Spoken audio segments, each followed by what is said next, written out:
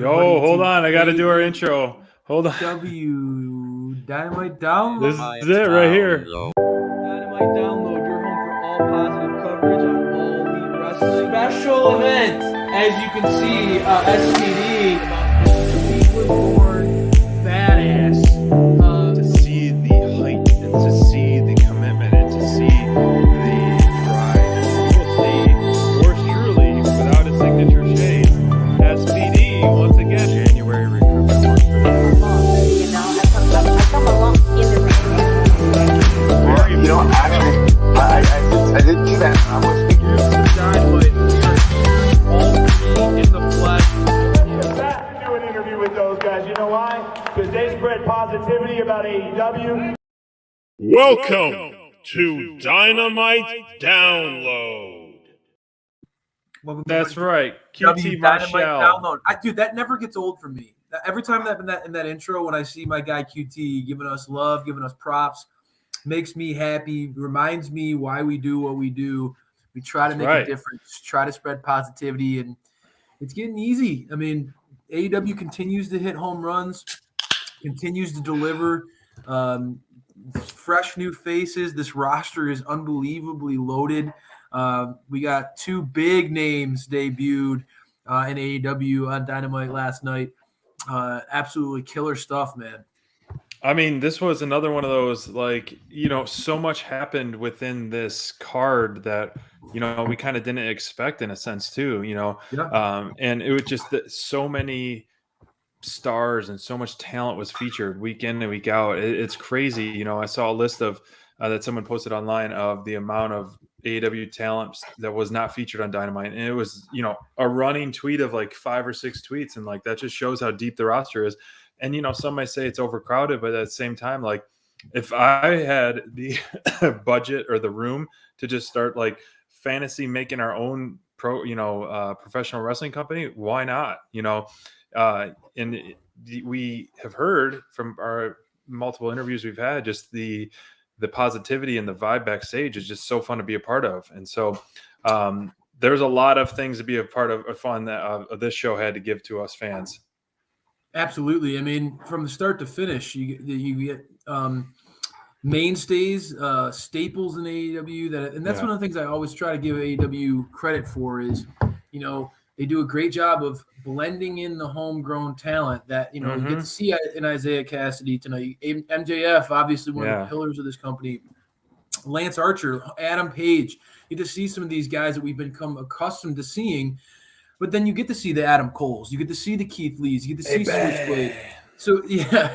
So, I mean, AEW walks that line of, even in the tag match tonight when we got to see Moxley and CM Punk, you get to see that one of the OGs, John Moxley, paired up with fresh new face CM Punk. Just they do a very good job of balancing that out. And I know that AEW's roster is loaded with talent. And I know that there are the critics of tonight's show. I heard, on social about, really the start of the show was very different than the typical Dynamite. Very long promo segment, a lot of talking from MJF. Man, that guy can talk and talk and talk. But there were some people who it felt like a WWE Raw, and I'll say I counter that by saying, there's nobody. You're never going to see on WWE television a guy like MJF cutting a promo like MJF cuts. You're true. That's true. It's totally different level. I mean, he brings some intensity and fire and loves getting the crowd riled up in a way that few people can. It did lead to Punk coming out and a little war of words between Punk and MJF. A lot of what did you think of his entrance before we go any further into that? God. Like, this was the most. I was literally cracking up, laughing out loud with this, man. The Burberry carpet was rolled out for MJF.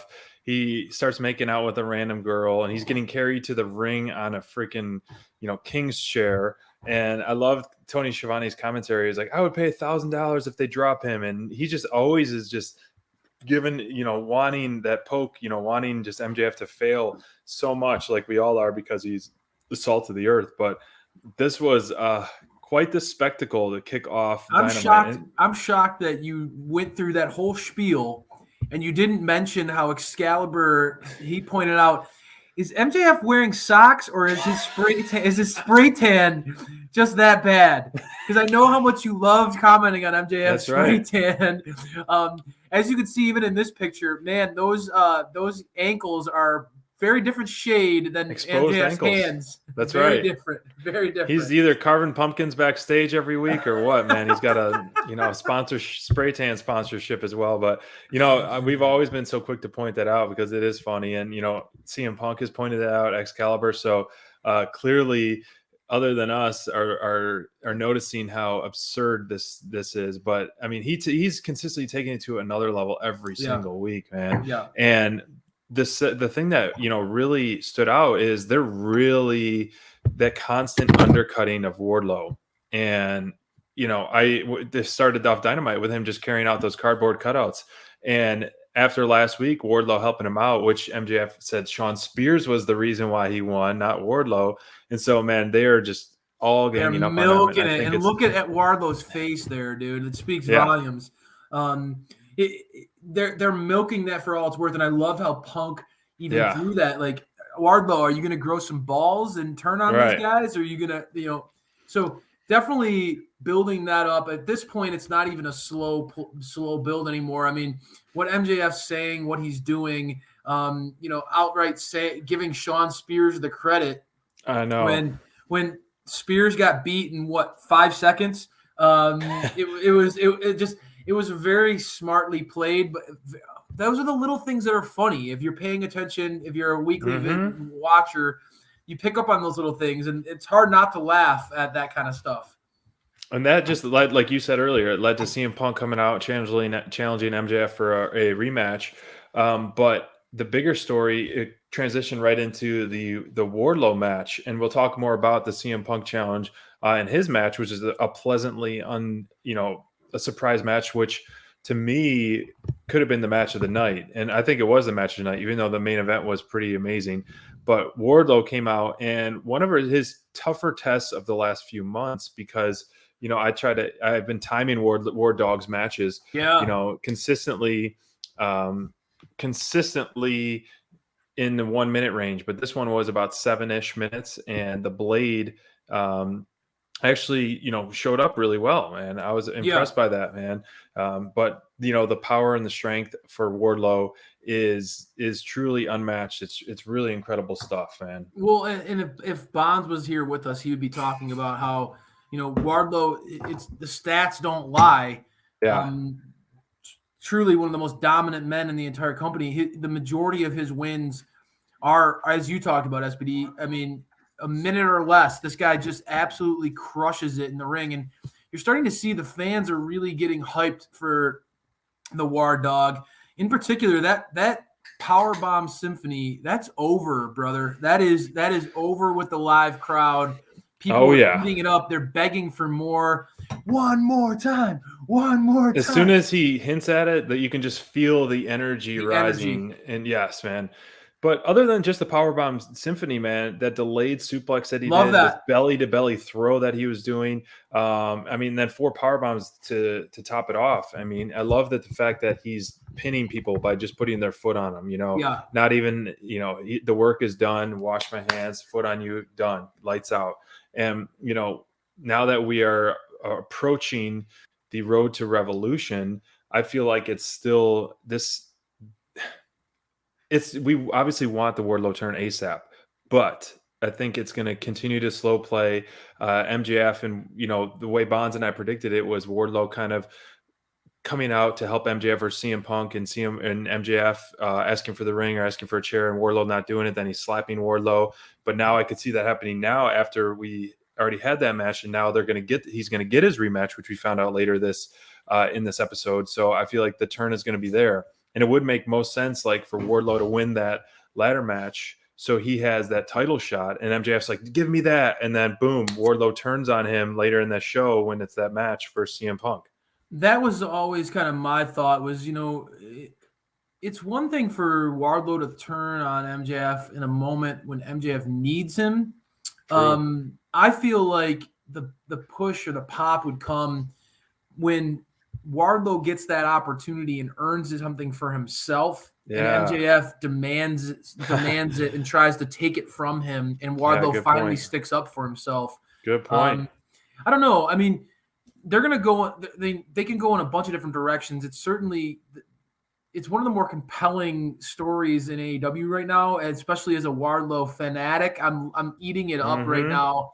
I felt like, too, an underrated moment of the night for me. I really loved seeing the Pinnacle back together. I love seeing the Inner Circle again on like what we saw from them later in the show. It was nice to drinking see champagne together, walking down the aisle together. Yeah, it was strutting cool their to see stuff. that group. You know, we haven't seen the Pinnacle dynamic play out a bunch since Blood and Guts, and I like that that's not lost in the shuffle. I like that the AEW revisited that and allowed these guys to celebrate and have a good time, and it set the stage for a really amazing match later in the night. It really did. One of probably my favorite match of the night. I mean, I know it's controversial because there was a lot of great stuff, but one of the better matches of the night that took place was FTR versus CM Punk, and and the only guy in the locker room that would be his partner. Really liked it, SPD. Going forward, now you said, I mean, Punk has his rematch against MJF. He's not losing a third time now, is he? Absolutely not. And this is gonna be, like I said, my prediction is, well, we'll come back and watch Dynamite Download episode 72 after Revolution. My prediction is Punk and MJF have a cage match. I would say something where it's like no outside interference, and then he's trying to get Wardlow or to give him the ring through the cage, or Wardlow, snip the cage or something like that. And it's going to be one of those things. Cage match, man. Yeah. Wow. That would be epic. CM Punk has been putting on these epic legendary matches, and he's been working a lot and in a good sense and putting out on outstanding matches. So there's no way CM Punk is losing again to MJF. And I think it'll be okay that MJF loses, because the bigger story will be what happens after the match with the Pinnacle Wardlow turn. And so then CM Punk can go on his way afterwards, and that program will kind of come to an awesome A+ close after that, in my opinion. Got to ask too, obviously all the hype and focus is on Punk versus MJF, but MJF made it very clear in his promo that his sights are set for the top prize in the business. His sights are set for more orange or gold? Well, it'll be the first gold that MJF has earned in AEW. Let's be honest. We've had that conversation. He's the only member of the pillars of AEW that has never touched gold in this company. So, but he made it very clear in his promo that he's better than the best in the world. He came gunning for Kenny Omega. He came gunning after Adam Page. I mean, he was coming after people in his promo, and he made it clear. This is a guy who I think is ready. Personally, he's ready to take that leap, but I think AEW would benefit from having MJF in the world title picture, because let's be honest, who is that big heel that's going to go against Hangman Adam Page right now in the landscape of this company? I don't know. I mean, after what happened in tonight's episode, obviously, I think the door is open for MJF to come bursting through. We won't talk too much in depth of that main event, but who would you want to? I guess we'll save that for the Hangman segment. Let's chat about that. But from one epic group to another epic group, my favorite, the Inner Circle, with a mandatory attendance team meeting. You'd be crying your eyes out. I was very close shedding tears, because this is not a group that I want to break up, but Santana and Ortiz are a team that we wanted to see a run from them many, many months ago, or even last year. So as Jericho said, it was like February 19th, 2021. We were at that Dynamite down in Jacksonville. So we were, listening to If I Wasn't Proud Enough. We were getting those chants going. We were screaming it. We were, about 8 rows back. And we were predicting them to take those titles off the tag titles. It was an awesome match. We had great seats. And so we were all in on that push. And that was well before, Inner Circle was Team Babyface on SPD's team. And so a lot of that, I think they're speaking the truth. Santana is so good on the mic. As he said, they're done playing second fiddle, and he kept saying, "Am I wrong? Am I wrong?" Looking into the camera like he's fired up, like a fired up Santana and Ortiz. Both guys can hold their own. Is not one that I would want to mess with, and I hope that they do get the titles next. I mean, we were predicting or wanting them to get the titles in New York City. At the Grand Slam. I mean, I feel like we're not alone. People have been begging for Santana and Ortiz to get that run, get that shot at the tag titles, and have a legitimate tag title reign. They more than could hold their own, right? I mean, let's be real here. Of course, you've talked about it. Ortiz, looks like he's in the best shape of his career. Came out with the elastic bet. He's working out so much at all times. He's getting pumped at all times. I mean, Santana went toe-to-toe with Jericho on the mic, and he was throwing bombs. And I loved how I'm not finished yet, Chris. I love how he kept, stopping Jericho from raising the mic. You best not raise that mic to your mouth. I'm not finished yet. I love the Santana swagger. He came after him and got physical. I mean, Santana grabbed Jericho by the vest and was ready to go after him. By the throat. Yeah, man. I mean, it was intense. It was interesting seeing Sammy's role in this. Obviously, Sammy right now feels like a breakout star on his own. Sure. And it's obvious that this kid has big visions for his own career. It only further plays into what Santana and Ortiz are talking about. You're right. Is this group only there to serve Chris Jericho's needs, or are they there to better each other? Because let's be real, Sammy Guevara has not had any real backing from the Inner Circle at all during these the TNT title runs. And briefly, Jericho came out and ran at a Rampage when he was on commentary desk. But yes, other than that, he's standing alone. Very little, right? He's been a man who stood up for himself and kind of been there, done his own thing, and went toe to toe with some of the best. So I think it would benefit him. Don't get me wrong, because I think Sammy has pointed out there's people gunning for him left and right now. I mean, Andrade, Darby. Yep, exactly. The face everyone of in between. Exactly right. So it's a guy who, big picture, would probably benefit if this Inner Circle could calm their drama and get on the same page. Maybe they all could get refocused and they could help each other get better. But it's going to be interesting, SPD. I mean, do you see, as the Inner Circle mark, what do you see this going? Do you see that they're going to stick together? Do you think they're going to patch this up and work things out, sing kumbaya, or do you think that they're going to eventually really break up here? I think we're going to get so close and then it won't happen. I hope. I mean, because they've been through so much. They put their reputation and their group on the line so many times. And for it to be kind of just like enough is enough, it's time for a change. Owen Hart style. I feel like it'll work, but I would expect more. For them to go through blood and guts like they did, and to fight tooth and nail against the Pinnacle, to be able to stay together, and then to break up for their own stadium drama. stampedes, blood and guts, all the awesome stuff we've got. And Santana and Ortiz are to me, they're gonna win next week. They got to keep that momentum and that push going for them, and then ultimately maybe Jericho makes some kind of save to kind of show or maybe like a sacrifice or something along the lines where just to show him that he still cares about Santana Ortiz. I think that would be great. And then to have Sammy and Santana Ortiz carry gold, I mean, I'm all for that. I don't know anybody's going to argue with that. 100%. Inner Circle has been around since day one, and so I think they're a pivotal group that doesn't need to break up. Like, I think they've consistently been relevant and consistently rebranded, consistently have kept fresh.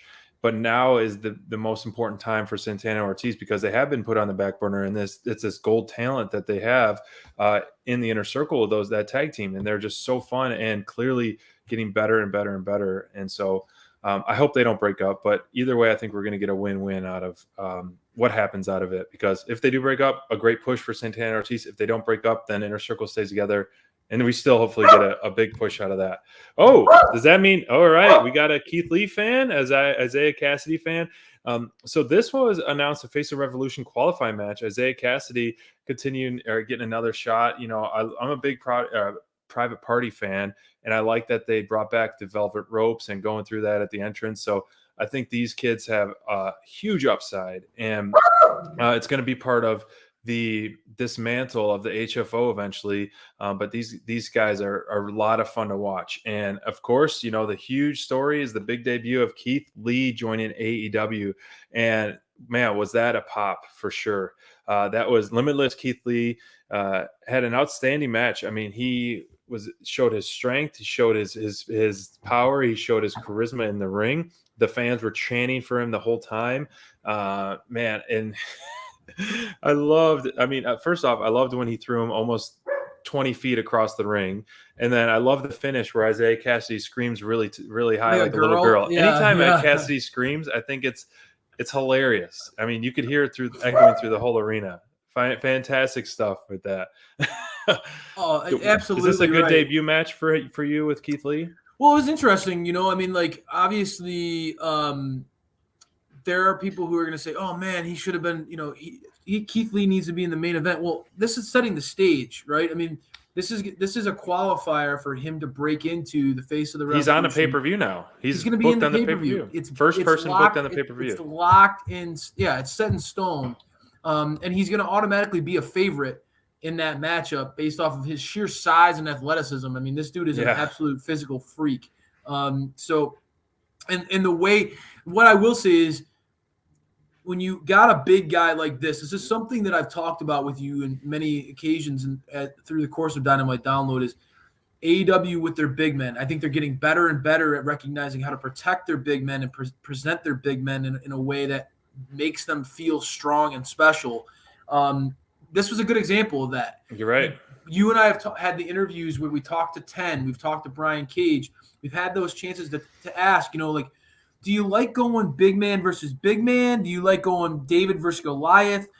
I like these David and Goliath matchups because it makes a guy like Keith Lee pop. It makes him look like an absolute freight train. I mean, just his ability to, even post-match with Isaiah Cassidy and Marquine jumping over the top rope, trying to attack Keith Lee and knock him down, and Keith Lee literally catching the one with Marquine. Catching Marquine, unbelievable, mid Hurricane Rana off over the top rope, and just like without being phased, it just shows what a rock of a man this dude is. Just a monstrous human being. God doesn't make a lot of people that size. I'm gonna say, I am intrigued to see him be pushed more going forward. Obviously, this was a great debut, dominant performance by Keith Lee. I want to see him get pushed more in AEW as we move forward, because I want to be able to see Keith Lee, not just his power, but one of the things that separates Keith Lee from a lot of these other big men is his athleticism and his ability to do, these top rope maneuvers. And the guy is surprisingly spry for 350, being at 350 pounds. And the dude can move. Yeah. So I want to see him go in get like having a matchup that pushes him in a little bit. But this was a perfect way to debut the guy. Came in, dominated, was an absolute freight train, launched Isaiah Cassidy out of orbit. And like you said, I think his finisher showed well, was an impressive, dominant finisher, and it sets the stage for him to really make a difference at the pay-per-view. The buzz is real with Keith Lee. AEW is definitely, you could tell AEW knows what they got with this dude. And I have a feeling he's going to be a mainstay in the big picture for quite some time for this company. Who do you want to see him go against next in a singles match to put you on the spot? Oh, goodness. Like I said, I love the David and Goliath matchups. Long term, obviously, I go back to I know you can't do it right now, but I would love to see him go against a guy like Adam Cole. They have history together. I would love to see him again. I want to see him in a match. I think him versus Sammy Guevara would be a banger of a match. Yeah. If he ends up winning that match at the pay-per-view, just the difference in the sheer size, seeing you and I have talked about countless times how how creative Sammy's offense is, how fearless Sammy is. I think going against a guy like Keith Lee, Sammy's never seen anybody like him before. I think that would be a really interesting battle between two guys who are incredibly talented. That jumps out. And then, you know me, I would on his pathway to facing Sammy, I would absolutely love to see Keith Lee and Darby Allin at some point. Can you imagine the carnage that could come in that match? Just how far Keith Lee could throw him up into the rafters, I think. I would love to see that one. For sure. Yeah, that would be so much fun. Just from, the crash test dummy, as you like to call him, Darby Allin, going against a guy like Keith Lee, who just is literally like a Mack truck. I would love to see that absolute dichotomy of styles push each other. It would be a lot of fun. See, I would go the other way. I would want to see, before we move to the next segment, I think like him and Big Butch would be a Hoss versus Hoss. Like Big Butch return, you would have. I want to see Keith Lee's capability of how big he go in terms of his power. Like, yes, like David Goliath, it is fun to have that, like the Wardlow and the Hobbs and all that. So if you have Butcher go against Keith Lee and then both doing, being able to try to do belly to belly suplex. I want to see someone manhandle Keith Lee for part of the match too. Yeah. And then just show off their strength. And then Keith Lee just, overpower him and on that. But I like that. And you could see like a guy like Powerhouse Hobbs taking exceptions. Like I'm the big man in AEW. Mm-hmm. I'm the badass. That would be great. In AEW. That could be a really cool back and forth there. Coming out with that fur coat on. Yeah, I like that. I like your mindset too, man. I think that like big man versus big man, kind of marking your territory a little bit. Who's the big dog in the yard, so to speak. I like that idea. That could definitely have some meat to it. The match of the night, I have to give it to it, and I think you agree too. And I texted you because last night while we were watching the show, I was like, because you were a few minutes behind me, but I said, get ready. This one's going to be a crayfish special. Not only because you are a huge FTR fan, but I mean, the fact that we got CM Punk and Jon Moxley paired up. This is the smile on CM Punk's face as soon as Moxley's music hits. So how could you not be happy and ready? And so this match was incredible, man. I didn't want this one to end, man. No. These guys were going toe to toe, hold for hold, move for move, the whole match, man. It was fun at the beginning where CM Punk was just going, hold for hold, matching FTR's speed, just looking great. Punk looked good tonight. Punk looked good. He looked real good. He looked like he was feeling it. He was his stamina was up there, and then just the amount of kickouts that Punk had with the ring bell, the double teaming, the finishers. He had so many kickouts, close 3 counts. But this one, the second half of the match was so just nonstop, and I loved it, man. It was perfect tag team. Not finally, but I mean, you have FTR, one of the best tag teams in the world, paired up with 2 old foes and friends, and CM Punk and Jon Moxley. And the commentator team said it too, and we agree. This was a dream tag team match. Loved it. The storytelling of this was incredible, and I just wanted more and more and more of this match. I think it was an A+ match on Dynamite that was not advertised, and it could have been a pay-per-view match easily. Even though we don't necessarily live up we get so much free TV from AEW. We don't have to be like, oh, that could have been a pay-per-view match, because that's not necessarily the ultimate payoff. We're getting payoffs every single week with Dynamite.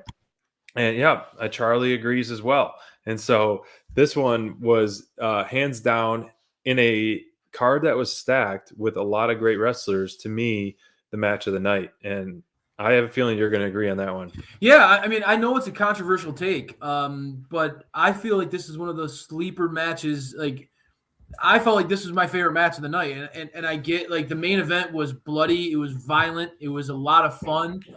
Those guys, Hangman Adam Page and Lance Archer, went to war. But I love tag team wrestling. I unabashedly love tag team wrestling. I think it's the greatest form of wrestling.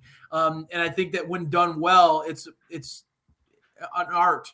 And FTR, they are as good at tag team wrestling as anyone on the planet when it comes to knowing how to work a crowd, knowing how to play the mind games. The trash talk in this match was fantastic. These guys were going at each other, and they were working over Punk. at multiple points in this match where it was like, man, this, like you said, the kickouts were unmatched. It was unbelievable. I love the pairing of Moxley. We've talked about it. We've seen Moxley in a tag before with Eddie Kingston. Moxley, he works in that format because he's such a pit bull. When he gets tagged in, it's like he's building that anger and that like he's chomping at the bit to get in there and beat somebody up. He works really well in that format. I don't know if there's a format John Moxley doesn't work well in, but he definitely worked well in this one. I thought that Punk and Moxley really felt like these guys have tagged together for years. It felt like they were seamless. Agree. It was just so smooth. The way they had each other's backs during this match, literally at one point fighting back to back against FTR. Really good stuff. That back-to-back segment was really cool. It was great. Their offense works really well, just like the setups to their finishers. Yeah. And we saw that happen a couple times at the end of the match. But I don't know how often I have to say this, man. Like when you want to see when you're Tony and you have to have a great tag match, you have such an arsenal of talent on your roster. You can't go wrong. But man, does FTR always find a way to deliver, man. These guys, as such a big fan of theirs, I think that they're really, I don't know if it's fair to say that they're in their prime or because they've had such a great stretch, but I don't know how greatest it gets tag better. Team of all time, right? I don't know how it gets better, man. They're the GTTOT. I don't know how it gets better than these guys, and they're only building up their ability to. I feel like they're really hitting their stride as far as characters. They've always been so smooth in the ring together. Dating back to when I used to love to watch them in NXT, really run circles around others, and really they set the bar for North American tag team wrestling back then. Their in-ring work has always been pretty flawless, SPD. Their chemistry has been hard to argue that. But it feels like right now their character work is better than ever. I mean, Dax interrupted MJF earlier in the night. He took the mic and was cutting a promo against Punk. I love how Cash is really leaning into his mullet right now. It's just the flipping of his hair. I know what that's like. And the Queen wave to the fans. You could tell they're loving trolling the crowd. They love getting riling them up. And there was no better way to do it than going against two of the favorites for AEW fans. You're right. They were on point tonight. This match was fantastic. Glad to hear you say that you're on lockstep with me.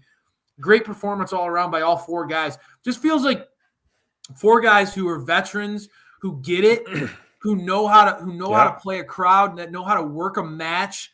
For anybody who missed this episode or maybe feels like it wasn't a normal episode of Dynamite, because normally SPD we get multiple banger matches on Dynamite, right? This is a match to go back and watch from this show, and I think you'll appreciate this episode a little bit more because that match was significantly stood out to me as a highlight to the show. I'm gonna agree more on that one, man. It was. I wanted more and more and more, and like I've said before, I love good storytelling, and this one had it to a T, man. It was excellent.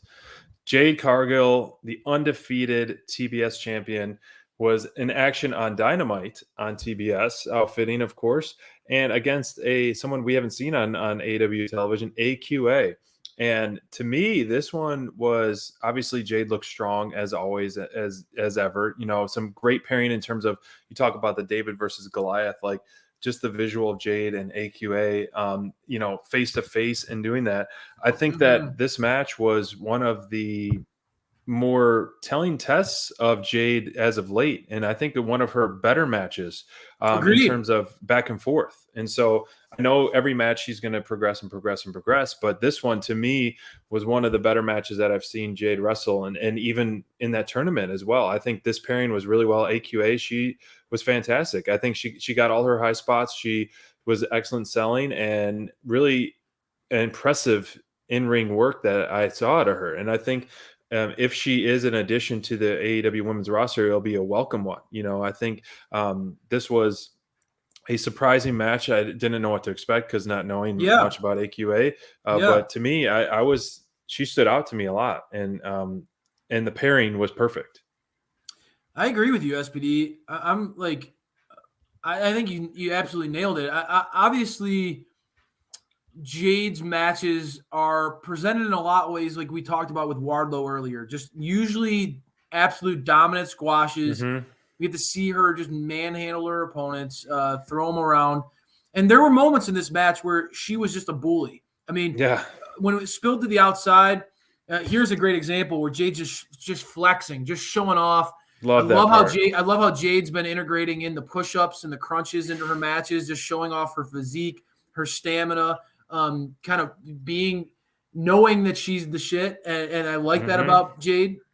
But I mean, when this match spilled to the outside and Jade launched AQA into the barricade, I mean, it was brutal.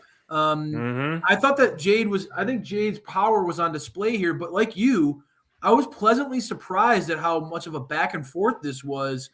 I thought AQA really played well off of Jade's strengths. And I'd like to see more of AQA going forward. I thought this was a really great showing for her, and it made Jade look better than I thought this was the type of match that made Jade look better than her normal squash. I enjoyed this. I enjoyed seeing Jade get tested a little bit.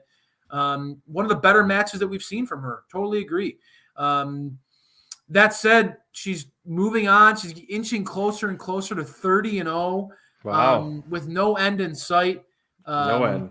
And no clear-cut challenger that we can see really being the person to take her off and knock her off the throne, because it felt like Thunder Rosa was going to be on the trajectory to challenge Jade, but now the DMD has intersected Thunder's trajectory and was behind the sneak attack behind Thunder Rosa. So really, Jade is kind of sitting on the throne, and I think that people, as an AEW fan, it's really fun to wonder who's going to be the person who really finally gets to test Jade and maybe beat Jade. I don't see that coming anytime soon, but man, is it fun wondering who's going to get to step in the ring with her, and will she finally go against someone who really challenges her? Because later in the night, I'll be honest with you, SPD, later in this show, we got to see the Professor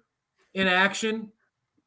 And love that coining of the Professor. And I mean, you asked question, and this is your answer. And I've said this before, and I'll continue to echo it. If Deeb ever wants to challenge for a belt, she will hands down win any belt she wants easily. I don't think there's. It's hard to argue anybody is as good as her in the ring right now.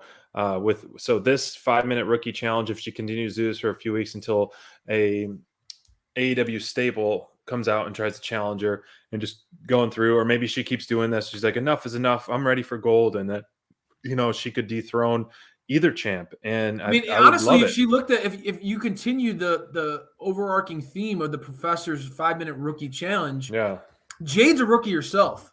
Let's be real. I mean, how fun would that be? Serena Deeb is, I talked to you about it offline, and I'll say it out here, man. She is quickly becoming one of my favorite wrestlers in the entire company. Not male, female, doesn't matter. I love watching her work. She's so aggressive, so smart. Just a perfect blend of everything I like to see in a professional wrestler. Loving what she's doing, and I think that she's hitting her stride here. It's weird to see all these years later in her career. I mean, Serena Deeb has had quite a journey as far as professional wrestling goes, and I think it's so cool to see. She's really on her A game. She looks like she's in the best shape of her career. She looks like she feels confident. And throwing out the gauntlet, who's better than me? Name a wrestler on this roster who can go toe-to-toe with me. There are very few who can answer that call. I think that Thunder Rosa is one of them. But the list is very short when it comes to professional wrestlers who can really do the dirty work in the ring and who could really go and whether it's grinder, like, brawling, technician, Yeah. Deeb knows it all, man. You're not wrong, man. I couldn't agree more. And I think you got to keep pushing this and then strike while the iron's hot. I think it would be smart. I mean, she doesn't need the belt, but it would be a nice notch because she's in and of itself kind of like an MJF right now. So in a such a huge company, stand alone and be relevant on its own. But the division is not as deep as the men's division. So it's going to be she's going to be knocking on the door soon for a DMD challenge or a Jade Cargill challenge as well. But it's a lot of fun. Her new persona is a lot of fun to watch. It, as Mark Henry says, is main event time.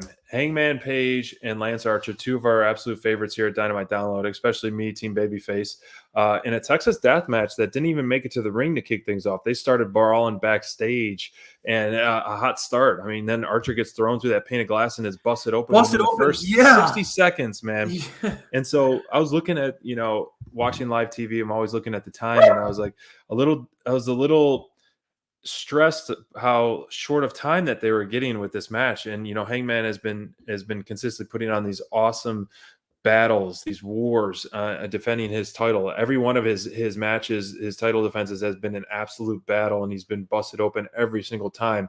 I mean, the abuse he took. Yeah, he even made a joke. He made a joke on Twitter, which was actually really funny.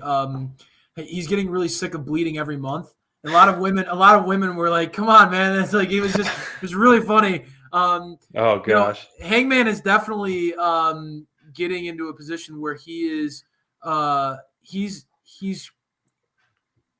as a champion, his defenses are these epic, brutal battles. I mean, just brutal. 3 totally different matches too, and 3 extremely brutal ones. And like you said, this is the crazy physicality of this match was absolutely to a next level. And Lance Archer delivered so much pain, and Lance Archer got so much pain. I felt like the more pain that Lance Archer felt, the more he was giving. And so his body was fueling off that pain. And it was crazy. It was insane. I love this main event.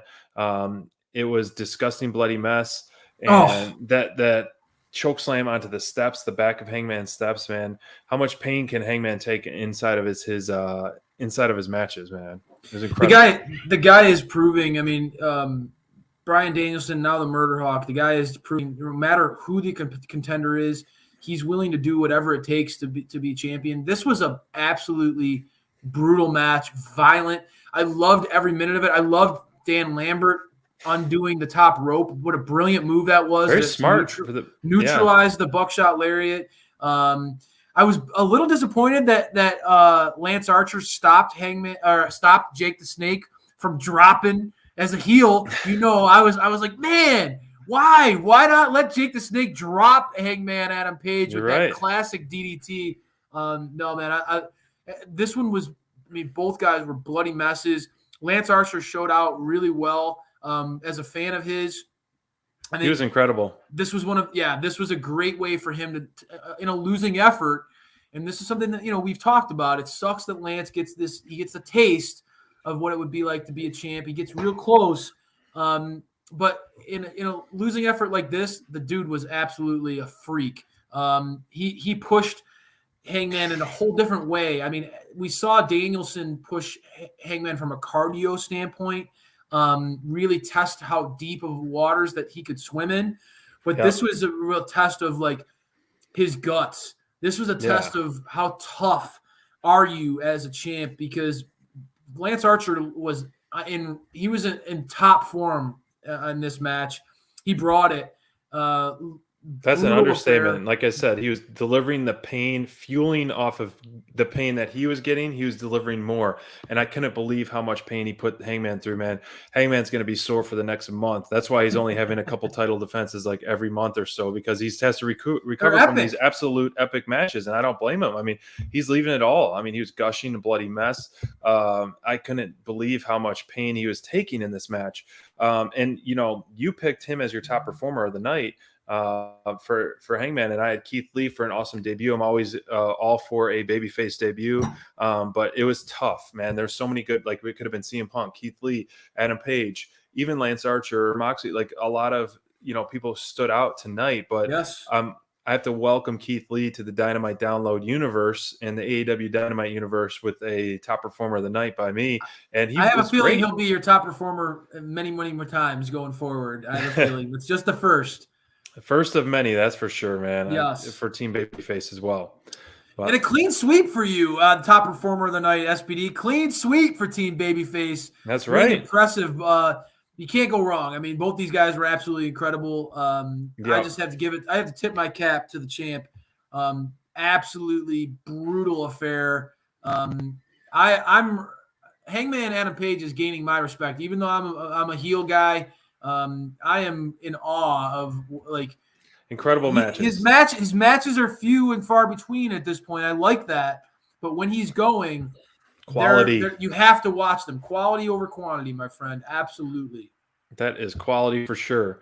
Well, guys, we're going to wrap things up for Dynamite Download episode 72. Stay tuned for next week. We're not going to be doing a Rampage rundown tomorrow, but definitely tune into Rampage because it is a stacked show. Young Bucks are going to be on there. Guys, the Gun Club. So I got my shirt ready to watch Rampage tomorrow. I got, Dustin taking this out of the deep of the closet. I've had this since middle school. And, it should, Mr. Ass, the Ass Boys are getting a title defense finally versus Jurassic Express. So we are pumped for that. These guys deserve it. They have been, absolutely killing it. And stay tuned. You might see an interview on Dynamite Download channel soon with maybe a member of the Gun Club. So things are in the works for that. And you're going to see DMD on there. Some of the most charismatic, funny members of the AEW television week in, week out. The Gun Club are delivering, and it goes to show you give people opportunities. You never know. You never know what they can do, and these guys have absolutely taken the ball and run with it. Love what they're doing. Can't wait for that match. And like you said, we get to see DMD on Friday. Can't wait. It's going to be a great show. It's going to be a great show. I mean, Rampage is going to be killer. Can't wait to talk to you next week about Dynamite. AEW, it feels like every single night, man, they're just delivering quality content. So thanks for joining us, guys. Appreciate you supporting the channel. Make sure you give us those likes, those thumbs up, share the content. It goes a long way in keeping this thing going. And right now, we need it because this is tough for your boy Crayfish. I got the little one at home. So DAD Crayfish. We'll do Dad duties are calling. I gotta go. Take care, everybody. Have a good one. We'll talk to you next week.